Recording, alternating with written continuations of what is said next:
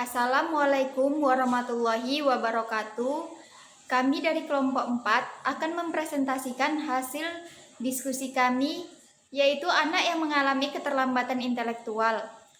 Saya Adelia Puspita sebagai moderator dan Novi Ersa Monika sebagai pembaca pertama, Rindi Dwi Atika Sitorus sebagai pembaca kedua.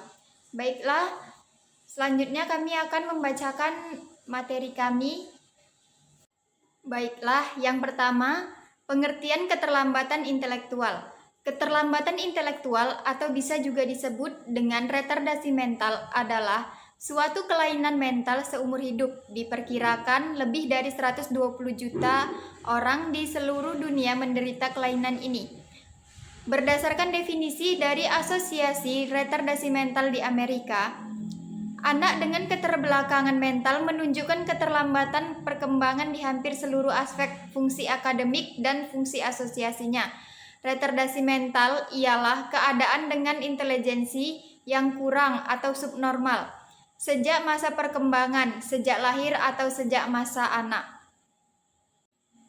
Yang kedua, penyebab retardasi mental. 1. Kelainan genetik seperti Down syndrome dan Fragile X syndrome.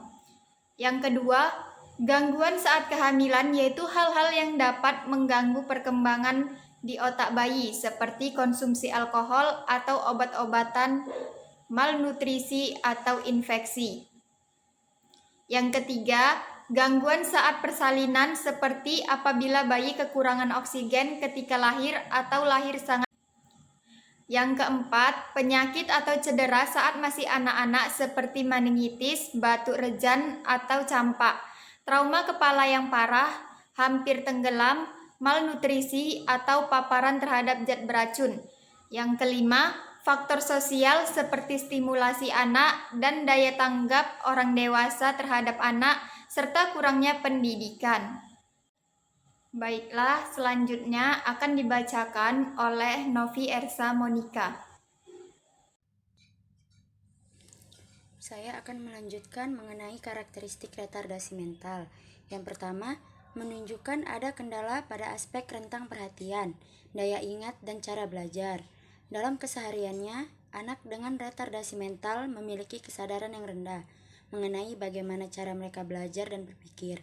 Kemudian yang kedua, ada aktivitas bermain yang dilakukan anak dengan retardasi mental serupa dengan anak yang usianya jauh lebih kecil daripada mereka. Demikian pula dengan perilakunya, yang cenderung kekanak-kanakan atau tidak sama seperti anak sebayanya. 4. Gejala retardasi mental. Gejala retardasi mental pada anak berbeda-beda, tergantung tingkat keparahan kondisi yang dialami.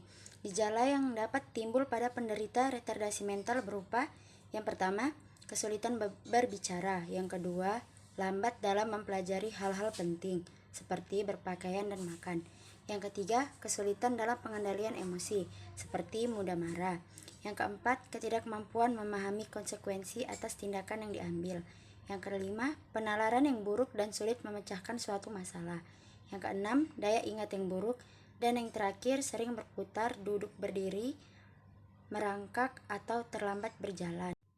5. Diagnosis retardasi mental. Yang pertama, tes kecerdasan standar. Tes kecerdasan standar atau tes IQ seperti Stanford Binet Intelligence Test dapat membantu dokter melihat IQ anak ini.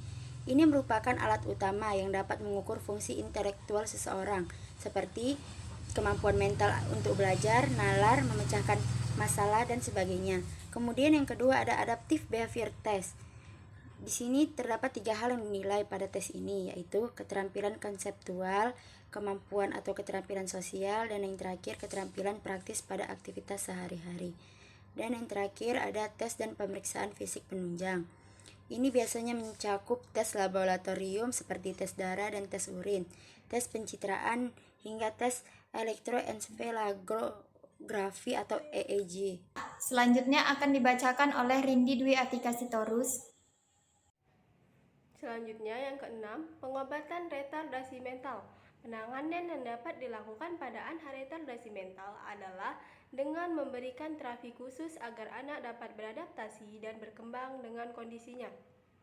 Terapi yang bisa diberikan adalah individualized Family Service Plan atau IFSP, dan Individualized Education Program atau IEP. Dalam terapi tersebut, dokter atau terapis akan melatih anak untuk mengendalikan gejala yang dialami. Misalnya, kesulitan berbicara, juga memberikan bimbingan pada keluarga untuk mendampingi anak dalam kehidupan sehari-hari. Selanjutnya, yang ketujuh, pencegahan retardasi mental. Penyebab retardasi mental adalah gangguan perkembangan otak yang muncul ketika seseorang masih di dalam kandungan. Ibu hamil dapat meminimalkan risiko terjadinya kondisi ini pada janinnya dengan cara yang pertama, tidak merokok dan hindari konsumsi alkohol. Yang kedua, melakukan pemeriksaan rutin. Yang ketiga, mengkonsumsi vitamin sesuai dengan kebutuhan. Yang keempat, menjalankan vaksinasi.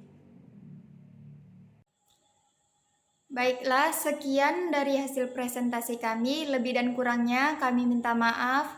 Wabillahi taufik walhidayah. Wassalamualaikum warahmatullahi wabarakatuh.